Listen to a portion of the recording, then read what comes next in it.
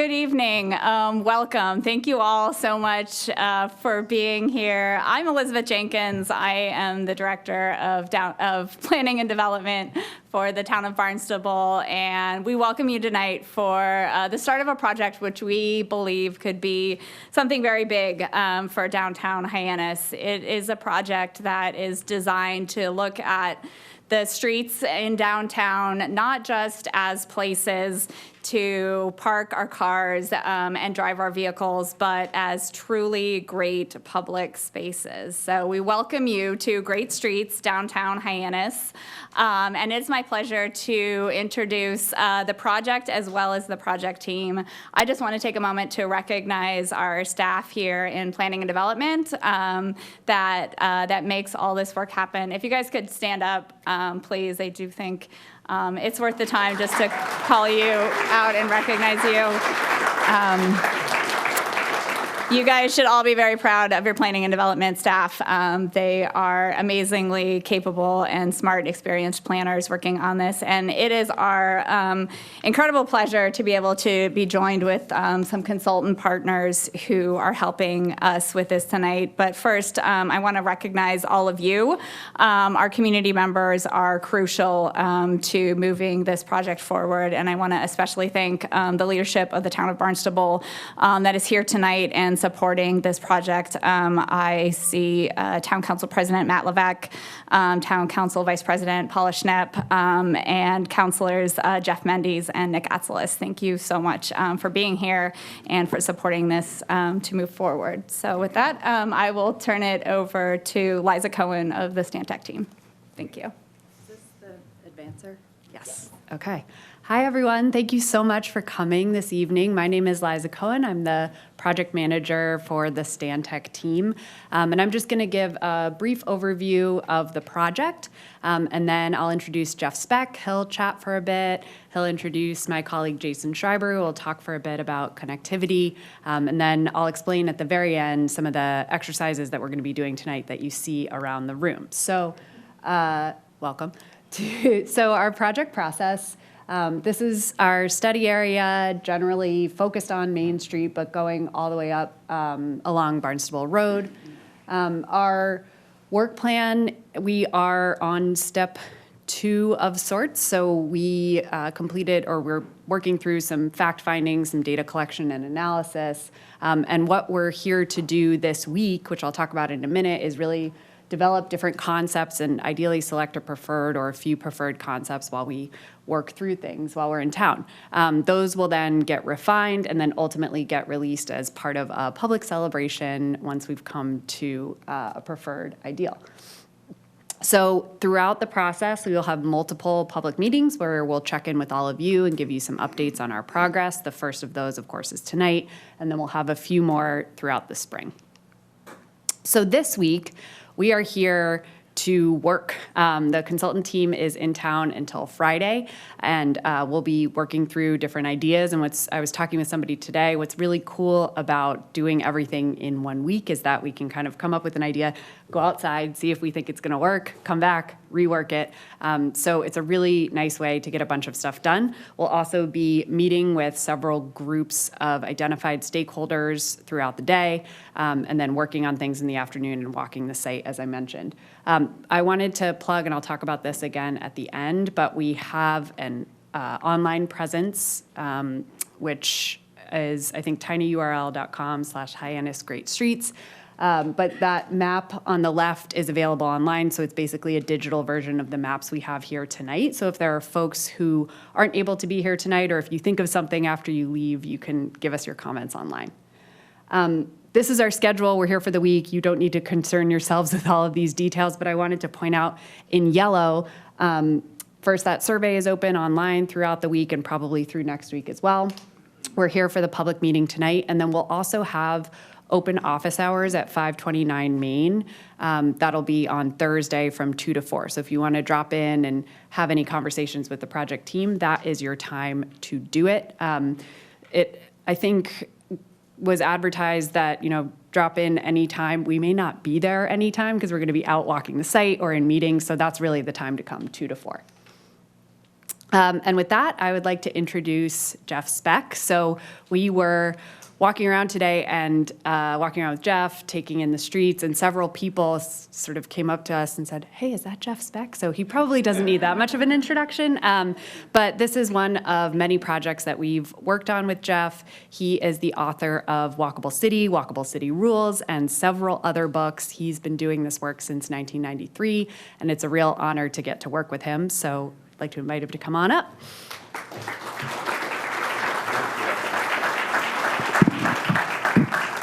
Hi, everybody. And I've been working with Stantec for probably a decade now, or some of the people that are now at Stantec I've been working with even longer than that. So my name's Jeff Speck. I grew up in Belmont, Mass, actually, and my office is now in Brookline. I have fond memories of Hyannis for reasons that I'll try to make this story very short, but my dad's best friend was named Bob Rosine.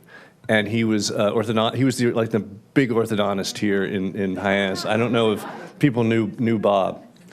Amazing man. He was my for my brother and I. He was my dad's favorite friend, and we called him Captain Bob because he had a boat down here in Hyannis, and he would punch us in the stomach every time he saw us. And the memory I have as a young person coming down to Hyannis with he and his wife Ginny was that we had a nice dinner, and it was a perfect night. It was the kind of time when my parents would go to bed, and he and Ginny went out to a discotheque and went dancing. And I was like, what's a discotheque? And is that what they do in Hyannis?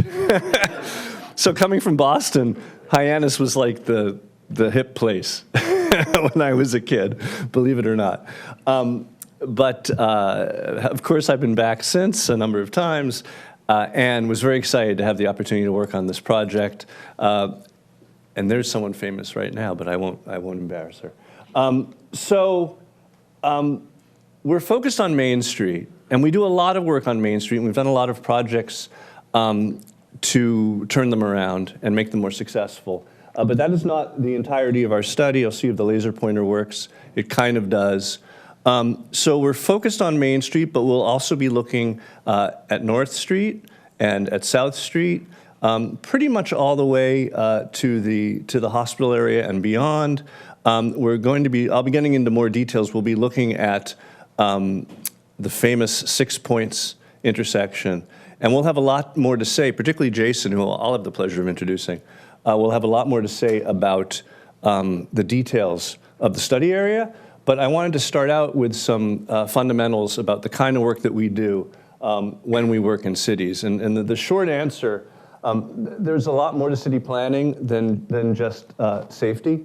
But in most of our communities, the principal thing you can do to get people to make the choice to walk is to remove the danger of walking that comes from the very real threat of automobiles moving rather quickly. And so, of course, this is a story that we've seen all over the U.S. I'm not sure how well you can see this. Among the developed nations, the U.S. is pretty much the most dangerous place to be a pedestrian or even just to be in a car. These are driving deaths around the world. And I collect these slides. Thanks to Twitter, I have access to everything. I collect slides of all the crazy things that our cars do in our communities. Drive-through, pharmacy, dental office, collision. I'm too fast for the deck. What's on television, I wonder. I have no idea how this one happened. And so close. But it's actually, there's a lot of jokes to be made. It's actually this great blind spot in the American consciousness that we lose 42,000 people, almost 43 last year, 1,000 people every year in the U.S. And think we kind of naturalize it. We think that's just part of being alive or being an American. In fact, it's not natural, because our vehicular death rate is 3 times what it is in Europe. And of course, in different cities, it's much worse than in other cities. In Massachusetts, generally in the East Coast, in these older cities, which are somewhat slower speed than the Sun Belt, we actually do much better than much of America. But we're doing worse than much of the world, as I indicated. But this has been the real shocker. And this is the pedestrian death rate.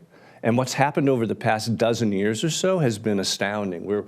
We've got about a 60% higher pedestrian death rate now than we did a dozen years ago. And there's a number of reasons for this. Interestingly, at the same time as that has been happening, the death rate in Europe has been dropping by about 40%. So people blame cell phones, but there are cell phones in Europe. The two biggest factors are SUVs, which they don't have like they have in Europe. They don't have it like they have here. SUVs, and just the fact that so many of us now live in the suburbs, especially poor people. And the suburbanization of poverty, we have all these people living in places where they can't afford a car, but that were built around the idea of they were built around the idea of everyone owning a car.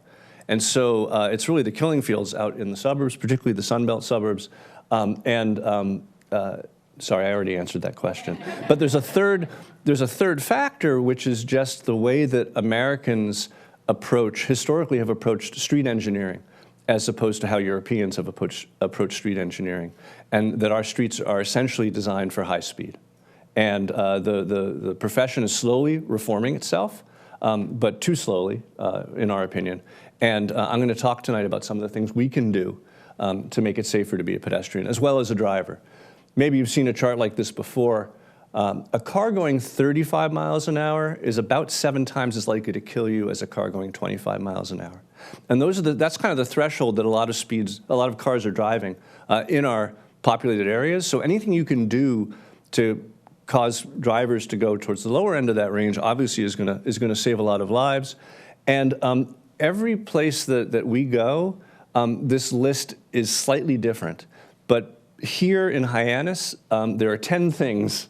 I'm going to run through them as quickly as I can, Jason.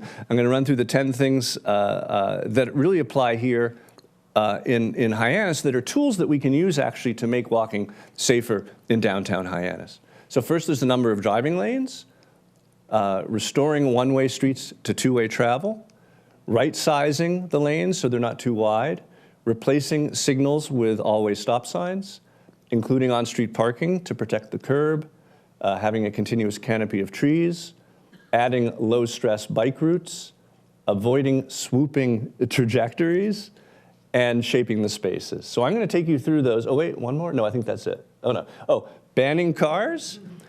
Now, as we approach Main Street, we've been asked to throw the discussion wide open. So we don't want to leave anything off the table. And I should say, Liza didn't fully lay out the plan for this evening, but this is a two-way session. I hope that you guys will stay through the give, so that we can take from you after we speak, where we want to gather around these different maps around the room. And Liza will explain the exercises, but we really want to hear from you what your thoughts are in this area, but with the widest possible palette of things that we might do.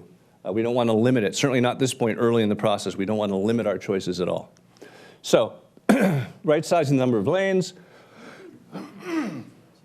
I had a cold. I don't anymore, but you'll hear me coughing a little bit. Don't worry about me. So it applies to highways. Of course, it applies to local streets as well. But particularly in local streets where people are crossing, clearly, any lane you have that's an extra lane that you don't need to handle the traffic that's on it is just encouraging speeding. It's making the crossing longer and exposing people to more danger. What most people now know, but I still insist on sharing everywhere I go because still some people don't, and decisions are made every day based on not understanding this. What most people now know is that you can't build your way out of congestion in congested places. And the theory of traffic planning historically has been, this is the number of trips on the road, and when the number of trips exceed the capacity of the road, you get congestion, and if you widen the road, of course, that absorbs the congestion, and you no longer have it, which has never, ever happened.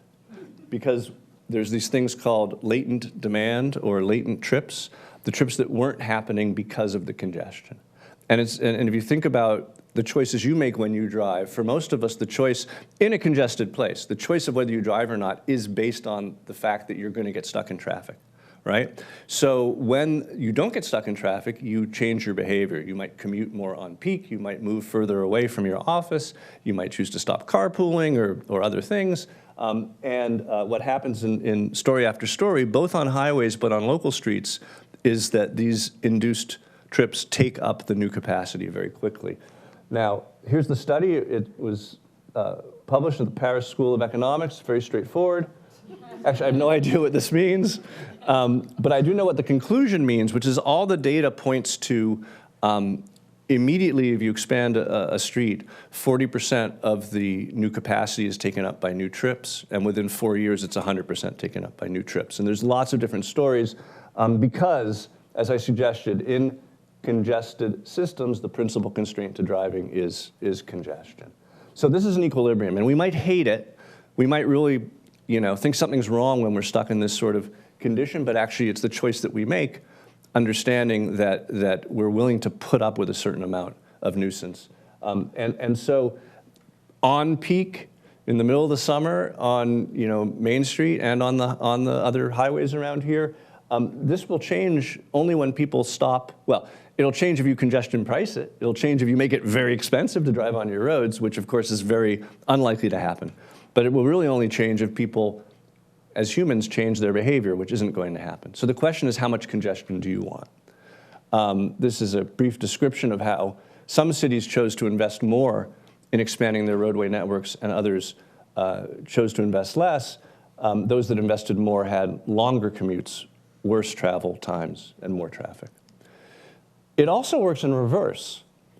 So this is the Embarcadero Freeway, which was in San Francisco, and the Loma Prieta earthquake damaged it in 1989, and it had to come down, and everyone predicted Carmageddon, right? They said that it's going to be a traffic nightmare.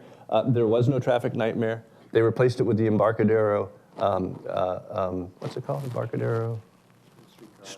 Street. The Embarcadero. The Embarcadero.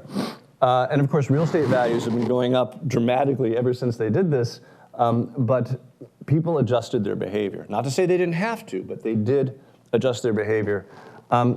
Interestingly, so our slides are kind of bleached out, so it's hard to see Main Street coming through and South Street and Main Street coming through down here. But the point this slide is showing is that I think for a lot of people, I've been told that it's a cut through. So if 28 gets particularly congested, Main Street is an alternative, and South Street if you're heading east. And that people are always making a decision when they reach that fork point. Am I going to stay on 28 or am I going to get off 28? And the easier you make it for them to go on Main Street, the more of them are going to come off of 28. That's something to understand. Now, I always give that induced demand conversation when I go to cities, and people agree generally, but then it's very hard for people to take that into action because when they feel a street is congested, they want more lanes. And cities are loath to remove lanes from streets that are congested. Now, that's why the other part of this discussion is most cities I work in, or towns, there are probably some streets that have extra lanes they don't need. Now, that may not be the case here. We're investigating. Most of your streets get pretty busy in the summer. But there are plenty of cities in the US that have lots of extra lanes they don't need. This is Oklahoma City. Prevention Magazine, in its Best Walking Cities issue, named Oklahoma City the worst city for pedestrians in the entire country, which is a horrible thing to hear if you're the mayor. And the mayor called me in and said, what do we do? And I said, let's do a walkability study. And we studied the downtown streets, and we found actually that there was a third more lanes than they needed. That the actual amount of traffic that was on their streets was considerably lower than the amount, and you saw the image, right? It was considerably lower than the amount that the streets were provided, that we're able to provide for. So we actually did a plan. This new tower was built in the downtown, right here, Devon Tower, which was raising $200 million in extra tax funds.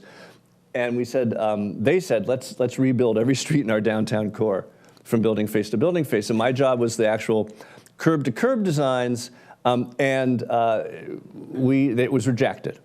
And it was rejected by their engineering consulting firm. And I'm not going to make you read this document, but this is the document from the city engineer who was somehow different from all other engineers I'd ever worked with, Laura Story. And she said, Public Works Engineering accepted the report from the consultants, intended to move forward with revising the scope of typical sections and the number of lanes. The revision would have added turn lanes and a third lane in many situations.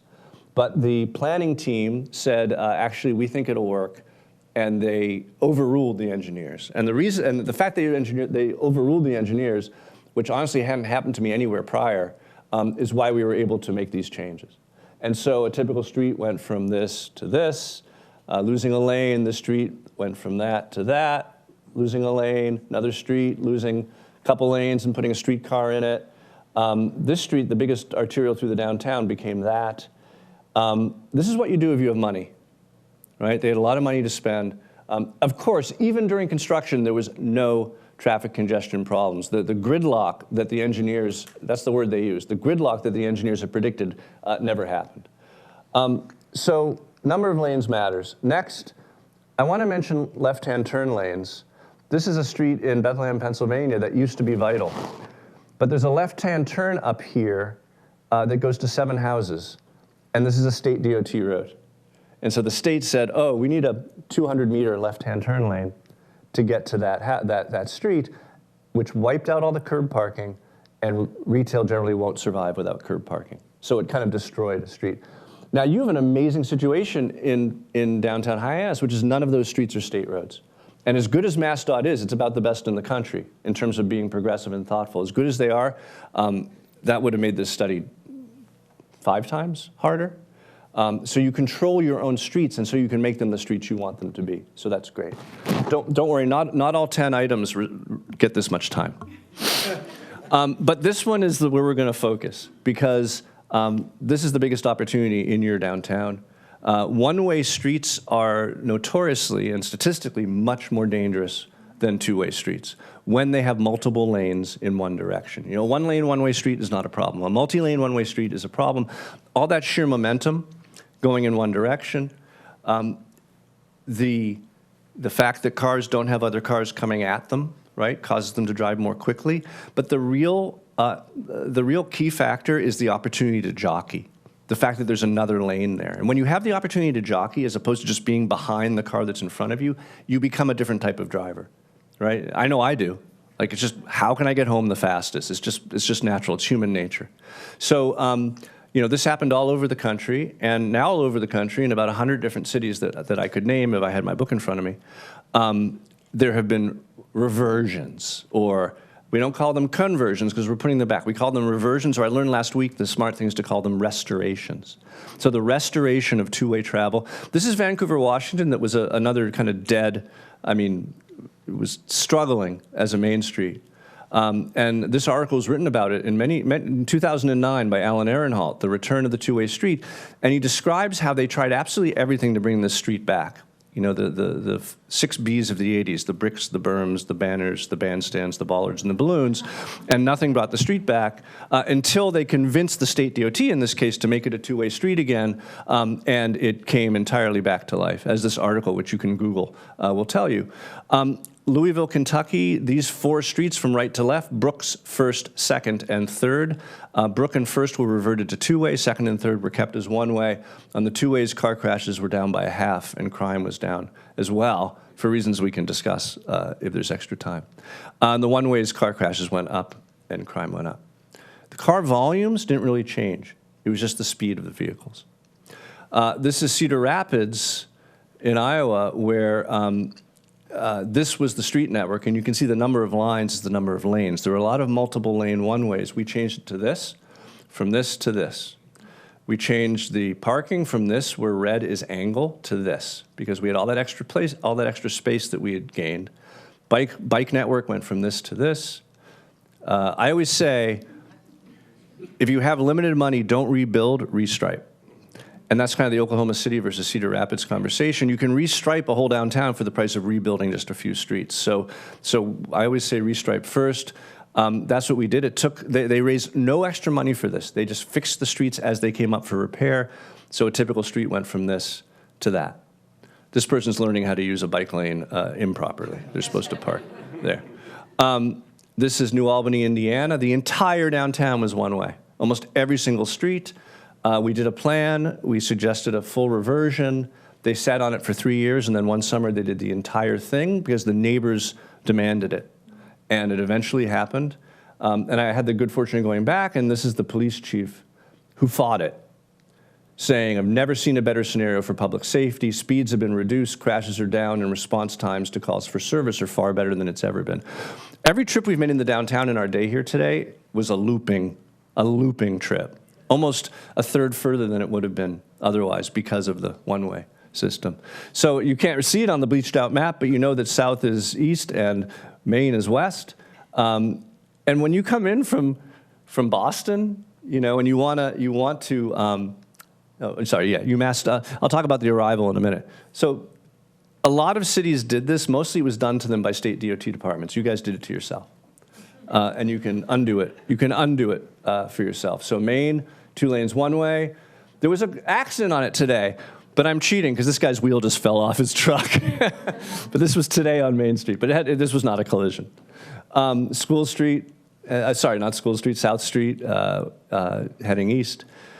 And then as Jason pointed out to me, the irony of arriving by car from Boston or anywhere north or west, whatever, and being welcomed to, not to Hyannis downtown, but to Main Street Hyannis, and then being immediately diverted off of Main Street. But I suggest you get a new sign for your entry into town. No, just kidding. We couldn't help notice that. It's entertaining. So that's the one-way system. Now, we're not here to tell you that that's the solution for Main Street. We're here to tell you that in 100 other places it has been, and in 100 other places no one's ever regretted it. So we come here with that experience. But we do feel that it's not the only solution, and we want to talk about other opportunities as well. Right-sizing the lanes has to do with the fact that, as my mentor used to say, Andres Duani, he'd say, the typical road to the typical subdivision is now wide enough to allow you to experience the curvature of the earth. And it's true because the standards have changed. So these are 2 neighborhoods, one from the 60s and one from the 80s. Look at the width of the road, same size houses, same height of airplane. But the standards have just gotten wider and wider, both on residential streets and on local streets. Local lanes used to be 10 feet wide. They slowly crept up to 12 feet wide, but there are some that are even wider here. And of course, the wider a lane, the faster people drive, and the more dramatic, the more deadly the collisions that happen on those streets because of the speeds. This is NACTO. NACTO is slowly, and we hope permanently, replacing AASHTO as the more city-focused manual. It's the National Association of City Transportation Officials. They tell us that a 10-foot lane is perfectly appropriate, and when we work on busy streets, of course, a less busy street, a residential street, could be considerably narrower, but a busy business street only needs its lanes to be 10 feet wide. Any inch you give it above 10 feet is just enticing speeding. This is what it looks like. Most parking lanes these days are 8 feet, and we use an 8-foot standard, but here's a truck and a truck. You can see that this is a little tight, but there's certainly room to get by, and that's a 10-foot lane. So we go around, we get into the Google Earth, we measure streets, 2 lanes here on North Street. Actually from curb to curb, because you have kind of rural-style highway shoulders, it's a 29-foot right-of-way. So you actually have an extra 9 feet in that street that could go to something else, to parking or to bikes. Right now, it's not able to serve that use, but it's also encouraging people to drive more quickly on that street. Next, replacing signals with stop signs. This is kind of fun. I mean, I discovered this maybe 15 years ago because of one study that was done in Philadelphia. That is not a roundabout signal, that is just an artwork, but it reminds us we're very over-signaled in America. And in fact, in Davenport, Iowa, where my wife is from, the planner there, Darren Nordahl, he said, I wondered why our little sleepy town had so many signals, and we learned that the same company, the same consultant firm that advised us on where to put the signals then sold us the signals. And I don't know if that's happened nationwide, but in Philadelphia, the state warrants, the state rules changed, and they had to convert 472 signals back to always stop signs. When they did that, they collected a bunch of data. Crashes went down 24%, injury crashes went down 63%, pedestrian injury crashes went down 68%. And the reason is pretty clear. If you think about it, at least if people are driving legally, no one is ever going through a stop sign intersection more than just a few miles an hour, because they're at least, at worst, they're rolling through it. But they're never speeding through an intersection and never trying to beat the light. So, you know, the idea of the always stop in a downtown condition, it's kind of the ideal, you know, circumstance. The bikes just blow right through. Wheelchair users are very comfortable. This is something that we've been able to introduce to a lot of places. This is Albuquerque, where my walkability study there recommended 17 conversions from signals to stop signs. And they converted 7 of them, and there was an uproar because people don't like change. And so they bagged the stop signs for a while and put the signals back up. And then there was an even bigger uproar because what people realized was not only was there less speeding with the stop signs, but they were getting through downtown faster. And that's the great surprise, because you think, oh, I have to stop at every intersection, what a drag. But in fact, you're never sitting waiting at a light. And so a downtown fully with stop signs, as opposed, not fully, we can't do fully here, but the more stop signs you have, actually, the more efficient motion through the downtown is. Yeah, that was the temporary, that was the intermittent condition. So this is a book that I would recommend to all of you after you read mine, called Confessions of a Recovering Engineer. It came out this year. It's by the engineer who really gets it. His name's Chuck Marone. And he did, one of the chapters in his book is, he says, if I were king, there'd be no more signals anywhere, just stop signs everywhere. And of course, so you have some opportunities. We saw some today where we think, and this is important, it's hard to put a stop sign on a multi-lane one-way, because who goes, right? Who goes next if there's 2 cars and there's other cars? But once you make a multi-lane one-way into a 2-way, then actually you can replace signals with stop signs on South Street, on Main Street, if that pair is reverted. Including on-street parking. You know, I'm the pro-walkable, pro-pedestrian guy, and people are always like, what? You like parking? You know, isn't that like car? Isn't that the car world? But parallel parking is like this essential barrier of steel that protects the sidewalk from moving vehicles. And certainly you don't have to have it, but it really makes sidewalks much more comfortable. This is Fort Lauderdale, where I did a walkability study about a decade ago. This is Himmershey Boulevard, a very popular happy hour street. You'll notice you're allowed to park on one side and not the other. This is happy hour on the parked side. This is happy hour on the not parked side, because no one wants to be sitting there or standing or walking close to those quickly moving vehicles. Next, creating continuous canopy. The other part of this picture, of course, is the street trees, which do so much more than just make a place safer. The studies make it clear that a street with trees is safer than a street without trees. The trees slow cars down, sometimes dramatically, but better to hit a tree than a human. You know, when you have a row of trees, once they get more robust, as exists on some stretches of your Main Street here, it's almost like a little bit of a wall between you and the traffic. So street trees are great. This is a rendering. And you know it's a rendering because this guy would never, his bag would have been swung into his leg and he would have flinched to the right but this is a drawing that a typical DOT would create to sell like their new street design without parallel parking, without street trees. But no one would ever happily walk in this location. And this is a Dutch artist's interpretation of that experience, the sidewalk without street trees, without parallel parking. Now, of course, adding street trees is much more expensive than just adding parallel parking or doing other restriping. Whenever a street is rebuilt, we make that part of the standard. And you'd be amazed how many city standards don't have that in them. You know, they talk forever about the width of the lane and the brand of the yellow paint that you're supposed to lay down, but they don't specify street trees. So when you're rebuilding, that becomes an important part. If you're not rebuilding, then you have to think about how to spend your money most efficiently. So, you know, we talked about North Street before, lacking both parking and trees, and an extra width is in that street. Adding low-stress bike routes. This is kind of the new gold standard. Actually, the real gold standard for a bike route is up on the sidewalk edge, like you find in Netherlands or Copenhagen or Somerville or Cambridge or Newton, where we're working now, but that only is recently coming to the US. But this idea of the protected bike lane, where you have cars pulled off the curb, protecting the lane from traffic. You've probably seen these in Boston and elsewhere. And this is one that was put in New York City. It's Prospect Park West.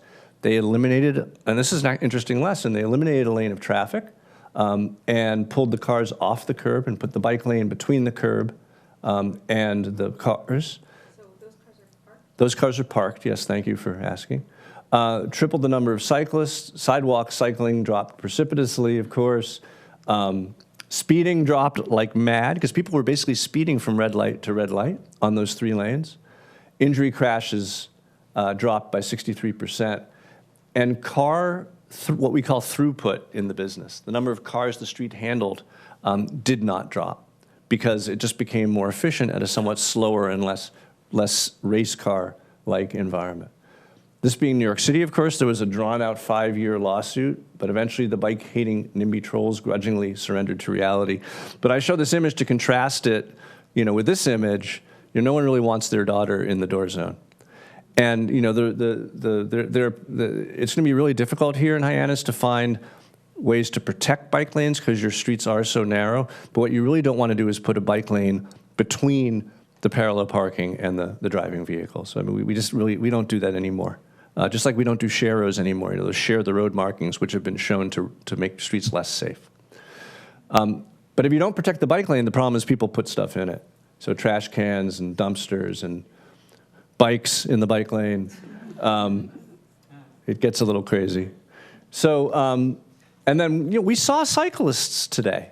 They're often we arrive at a town like this and we don't see cyclists, and we saw more than a handful of cyclists today. You'll notice that does not feel safe.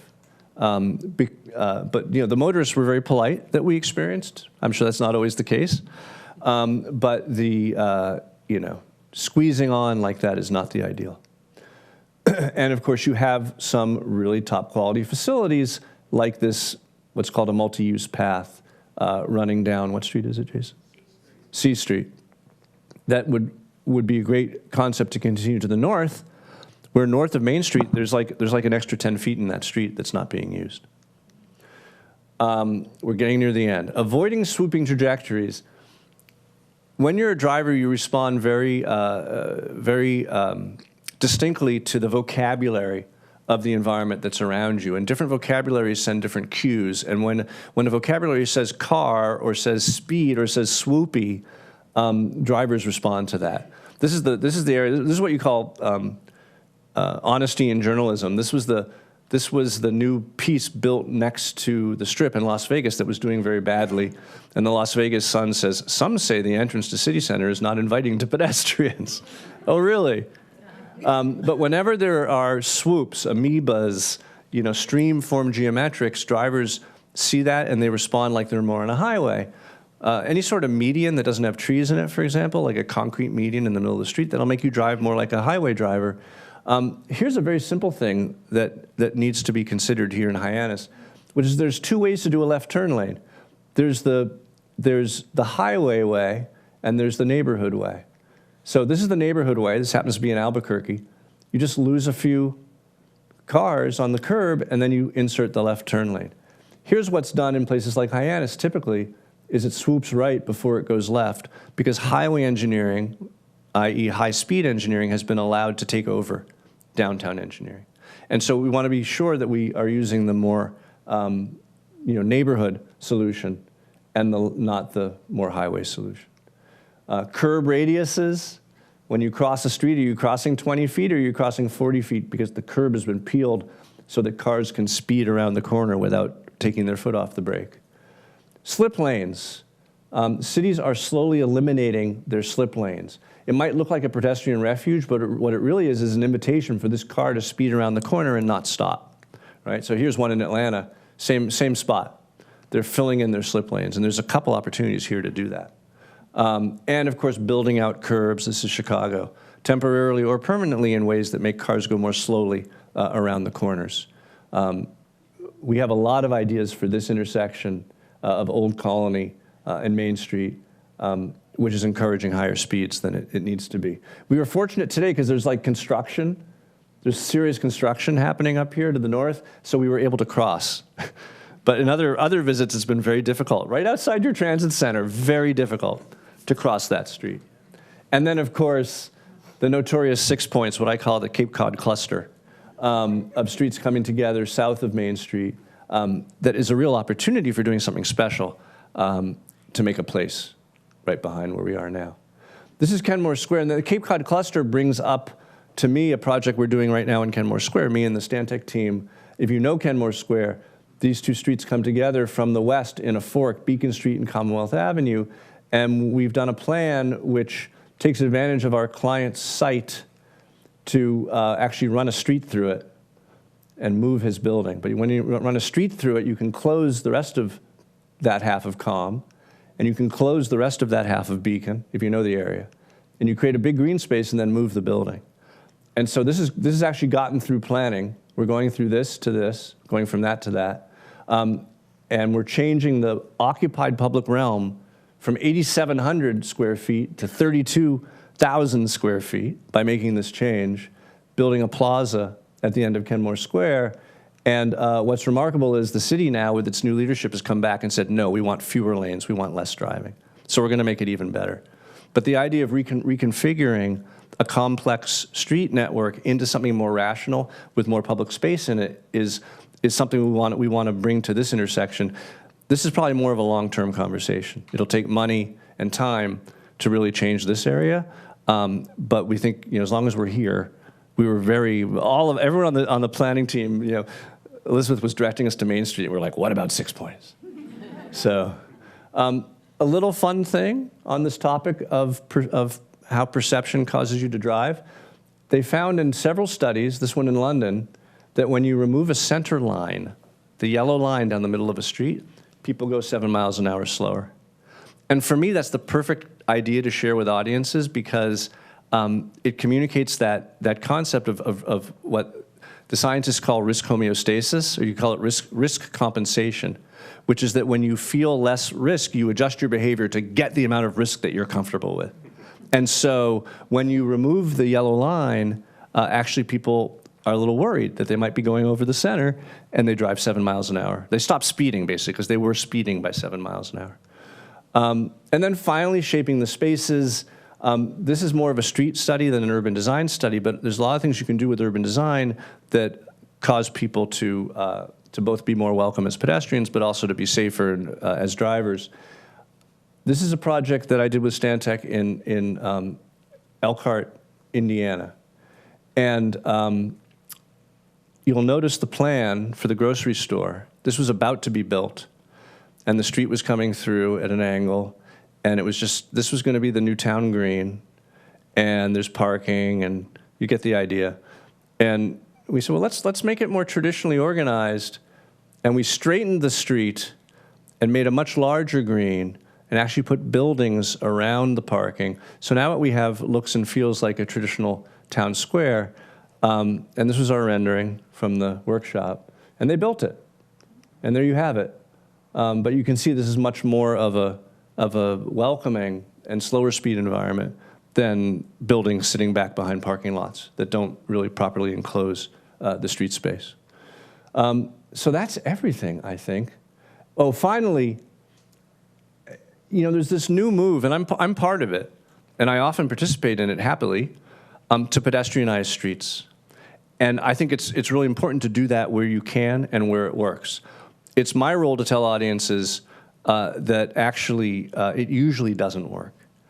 But it's not that you shouldn't try it. You should certainly do it for festivals and weekends and see how it goes. And if it's going well, then consider making it permanent. And of course, we have great examples like Church Street in Burlington, Vermont. There's a good 20 in the US that work quite well.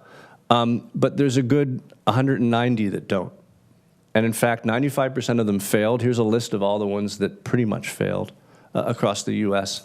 Because, for a number of reasons, but mostly the businesses weren't oriented in such a way that they could survive without cars going by them. So when you do it, though, do what they did in New York City and pull out some temporary planters and put in go to Walmart and pick up some lawn chairs and test it cheaply and not so it's expensive to redo what you did expensively, and then see how it can work. But I do want to say that is it's a viable solution for certain streets in certain places. Another great example is Downtown Crossing in Boston. So that is my whole list. I wanted to end by reminding us to use our money wisely, but I like to finish with a little bit of inspiration. And this is an investment. I had nothing to do with this plan. It was done by my friends Moule and Polizoides in Lancaster, California. But this was the main street in Lancaster, California, and it was really struggling. And they did not want to spend $11 million, but they did. And they spent $11 million and turned this into that. And when they did that, car crashes went down by half, injury crashes. Pedestrian crashes went down by 3/4. Pedestrian activity doubled. 57 new businesses opened, 800 new housing units were built, 2,000 new jobs came for an economic impact of $282 million. And there's one other important part to this conversation, which is that the ADT, the average daily traffic, the number of cars per day on that street, that the merchants were very afraid of losing, went from 19,000 to 11,000. So by reducing the number of cars, they actually caused their businesses to flourish. So that is a choice that cities are now making, is perhaps that traffic isn't driving decision-making in those cities. I always like to end with a few resources. I have a couple TED Talks. I wasn't able to give you like the basics because I was focused on Hyannis. But if you want to see the basics, there's a couple talks under my name on TED, which is SPECK, 2 of them to be exact. And my new book is for sale in Bread and Roses bookstore. I hope something great happens for you today. And it did for me, because today, the 15th of November, 2022, is the day that my book's 10th anniversary came out, today. And they have it in Bread and Roses, so you can get it there with 100 new pages of text, and an introduction from Jeanette Sadiq-Khan, who made all those changes in New York City that people talk about. And then for the technicians in the crowd, this is a much more technical book with a lot more details about how to do the work. Those are arriving at the bookstore as well. So that is the extent of my presentation, but now I'm going to hand it over to Jason.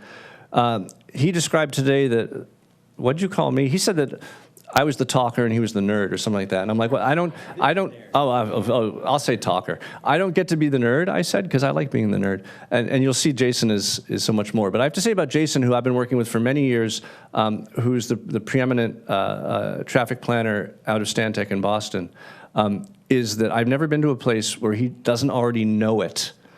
And I've been blown away today walking around. He's like, well, this ferry is, the paths of travel between the two ferries are on these separate streets and they interact in this way. And I was like, how do you know all this stuff? And he's like, I don't know. But he's really he's the transportation network expert. So he understands the big picture while I focus on the details, and let's talk about that. So thank you. Here's Jason.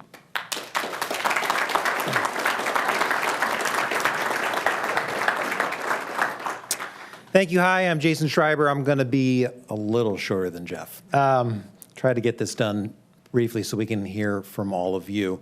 I'm a senior principal at Stantec. I've been doing this stuff for over 25 years in cities like Cambridge and Boston and across North America and overseas. And I really like working in a community like Hyannis because it's nearby.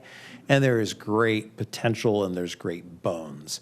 And so in working with Jeff, we as a team very regularly espouse a lot of what you've heard, and we try to apply that to design principles and analysis and all of that. And I'm going to talk you through how we look at streets and what's important to us. But importantly, street design and taking a lot of the principles of how you make traffic flow better have changed a lot over the years. And especially in the last 10 years, when we talk about how we want to make a downtown work differently, we don't talk about the traditional aspects of moving cars. We talk about safety first and foremost. We talk about how we can get those people to those businesses without having to be in travel lanes. We talk about how the streets contribute to the sense of place, to the environment that is a downtown. We recognize that that is part of what makes vitality happen in communities. Streets are the front doors to the vast majority of everything we have in America, not just retail, but our homes. And we have to treat them differently, not just as conduits, but as places. We recognize that places can be so many things. They can be important to us, but also to people from the outside. And it's a lot to do with whether I want to stay in a place is how that street is designed. But I also think we all work hard for movement of people by any form of transportation. And we know that the most efficient forms of transportation involve your feet and sometimes bikes and transit and not cars. They take up lots of space. And we recognize that in the end, people who walk in a downtown are the most important unit to analyze, the most important unit to understand. And that's really the critical decision factor for communities. But, you know, all modes of transportation need some level of encouragement. What is the thing that gets me to ride the bus that drives on Main Street in Barnstable? It's probably not one little tiny sign. We probably need to do more. And those types of things we want to try to think about as we design streets. Not streets that are designed to be quick, to move cars well, but streets that are designed to be places. And yes, I'm going to talk about congestion here in a minute. Yes, I'm going to try to understand that. But at this congested main heart of Main Street, just in a typical circumstance like this that happens every day, hundreds of times a day, there's more people in the crosswalk than there are in the cars that are waiting. And that's something we all need to remember, because that in the summer is only 10 times true. We need to always recognize that what makes this place work is the people crossing across the street, not driving along it. All right, so we've looked at some data. We got some stuff about existing conditions. Yes, I know a little bit about Hyannis, though my only claim to fame here is simply that I'm also a Red Sox fan, so at least I got that in half the room. I love the place, but in looking at it as an environment, as a transportation engineer, there's some things we need to fix. I'm going to talk about just 3 for now tonight so we can be brief. 1 is connectivity. 2 is safety, and 3, I'm going to talk about what really may be the source of that little congestion that we find. So this is a map, that same map of downtown, and I've drawn in black the emphasis of Main Street to point out a simple connectivity problem that you have. All the red lines are the streets that don't actually get across Main Street. From all the neighborhoods where people live north and south, only 5 roads across a nearly mile stretch in green actually continue you across. There's a lot of barriers to connectivity that have a lot to do with what is an amazing amount of superblocks in downtown Hyannis. I've circled the biggest one near the North Street lot. It's over 1,000 feet long between intersections. Most of the gaps along here are over 500 or 600 feet. In a downtown, we should be focused on 200, maybe 300 feet, because as I walk and I experience, I want to be able to turn. As I drive, I want to be able to have another opportunity. I want to be able to penetrate and experience and circulate and spread traffic. The only way I can get through that 1,000-foot block is this. And how do I even know sometimes, where those connections are? So it is a big barrier to walkability, to just making anything happen. On the left, Irvine, California. This is the modern way of building roads across the country. A big grid. On the right, Portland, Oregon. 200-foot blocks. On the left, quarter-mile spacing. On the right, all those intersections operate at a level of service or a capacity of a letter grade of B on the scale of A through F. B is really good. Everything on the left on Irvine is an F. Everything. The more streets, that helps. The smaller connected blocks are all about dispersing traffic, but also making it easier to walk and to get around. And here, I just put a quick little equal scale area, it's not a full mile, of that major super block next to, another place you may know, Falmouth. And it's quite obvious that the blocks in Falmouth are much more easy to penetrate and much more easy to connect around. We don't have enough connectivity in Main Street. And sadly, Dallas, the driving center of the country, is better than the core of your downtown. We need to think about connectivity as a way to break things up, as a way to just get to parking. There's 14,000 parking spaces in the study area. 14,000 parking spaces. And this is a utilization map from the parking study that was done a few years ago. Everybody parks in this core area because they can't really find their way to all the rest of those cool blue unoccupied parking spaces. You're never more than about 50% full. 7,000 cars at peak in the summer and 14,000 parking spaces. Why? Because we can't even get to them. We could redevelop them. This is a whole other discussion, but the idea of connectivity is to be able to get around better. Secondly, is to be able to avoid pinch points where there's problems. Safety is so fundamental in transportation planning and in street design, and the core section of Main Street has got some of the top clusters in the state for bike, ped crashes. This is not good, right?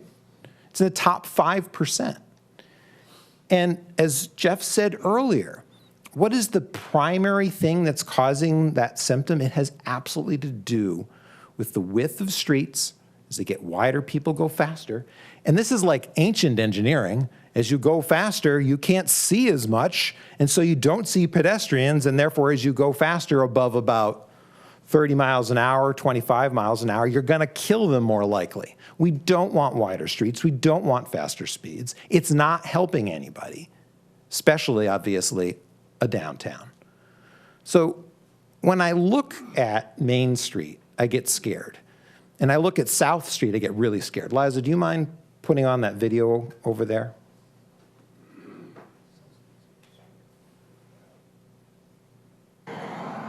So this is a downtown street. Yeah, they're not doing 40 miles an hour, but they ain't doing 20. And this environment is an actual barrier. There's cars trying to get out. Who cares about the cars? Like, this is the heart of downtown. I'm a block from your main street. This should not be that kind of an environment. Wide open street that feels like a highway. Then we go to the next video. Other one. Sorry. Just a little further down the street. This should embarrass absolutely every one of you, whether you're a parent or not, because there's no way they should have to feel that way in a downtown, period. And we didn't wait around for this to happen. This was just happening while we were there. So what is the thing contributing to this? Obviously, the one way, as Jeff has said repeatedly, is a concern. Another thing is as simple as lane widths. Those are 12-foot lanes. That sounds pretty standard. These are 12-foot lanes. On the Mass Pike extension in Boston, you can do 65 at a minimum on these babies. Like, there's no reason to have lanes that wide. And when we map all the lanes in downtown, the vast majority in yellow are wider than 10 feet. In red, some of those are above 12 feet. And there's only a few in green that are that 10-foot dimension that Jeff spoke about. There's such an opportunity with restriping to make things a lot better. Or to maybe make your bike network actually be a bike network. Like, there's so much we can convert and do. And then lastly, congestion, and then we're gonna have a really good conversation. So we collected a lot of count data that the town has been collecting for a few years, but a lot of it was calibrated to this August, this summer. Many counts were done in August. We went out and did some more counts. We pulled stuff from the Cape Cod Commission. We pulled out basically the worst case scenarios that we could find in a busy summer of traffic. And what do those counts tell us? Here's those same level of service grades for the intersections that we had a lot of data at. And there they are. There's their colors, letter grades A through F. There is an F. That's 6 points. We all know that's a rough intersection. There's some C's. Like, you know, it's it's opposite to academia. Like A's are actually not good. I mean, the real issue here is that as a traffic planner, I know what the economist knows now. But the engineers who designed these roads thinks that the left view is best. That's what level of service A looks like. And that the right-hand view is somehow a problem. And yet we all know that that's footfalls and business and opportunity, and in particular, slow speeds. And we, as engineers, as planners, as designers, we want to change the dynamic. We want to think about using more efficient forms of transportation, walking and biking and transit. That's part of the solution here, and that's part of what we're going to talk about, and what can we do to encourage all that, because it is the better way to move people and to make things safer.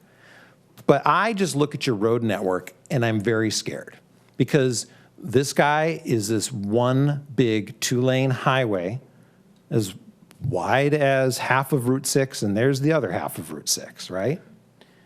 And it's right in the heart of your downtown.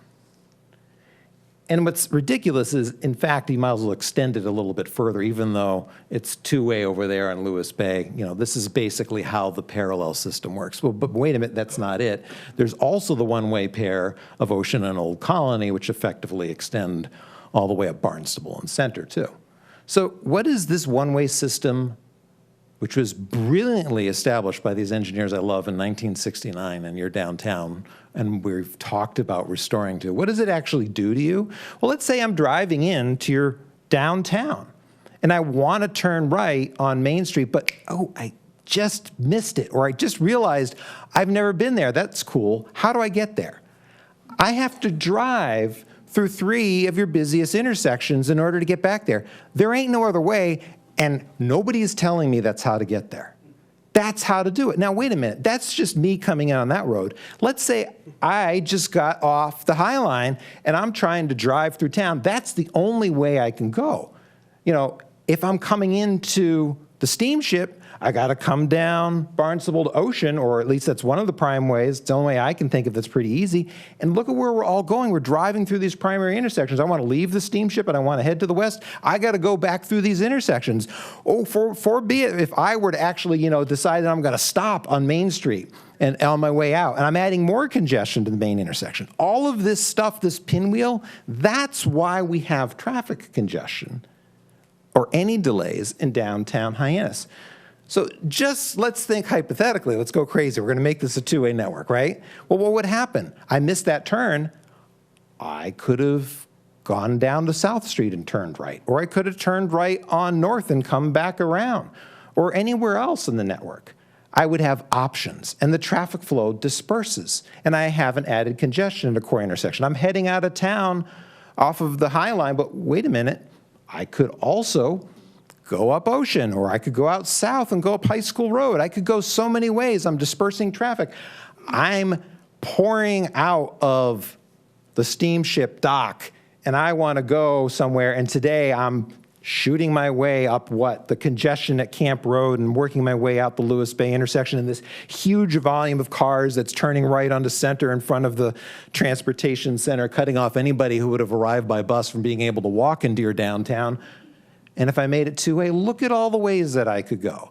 I could go that way, but I could go up Old Colony. I could go up Ocean. I could cut further west on South. The basic principle of the circulation system in Hyannis is working against everything we hear you want in your community. And it's something that is a problem, because the ultimate irony is I can also plug in all that 2-way into this very congestion map, and this is what happens. I actually can make 6 points better because it's not all coming from one direction, and nothing else is worse. I can get a couple of them actually better. So there's going to be more engineering. This is still a study. There's going to be more details that have to happen down the road.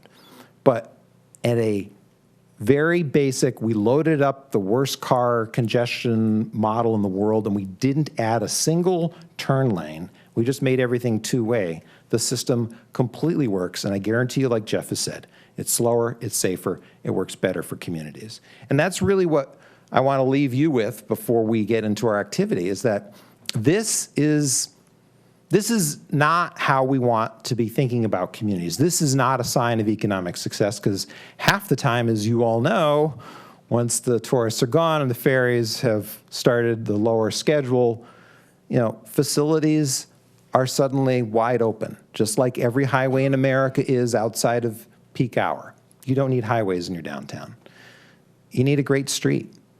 And that's what Main Street and South Street and Ocean and Old Colony can be, is places for people, is places for circulation for all modes of transportation.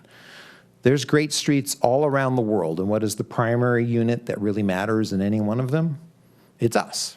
And that's what we want to try to do, is help design a street for everybody here. So with that said, thank you. Liza, you're going to tell us what we're about to do.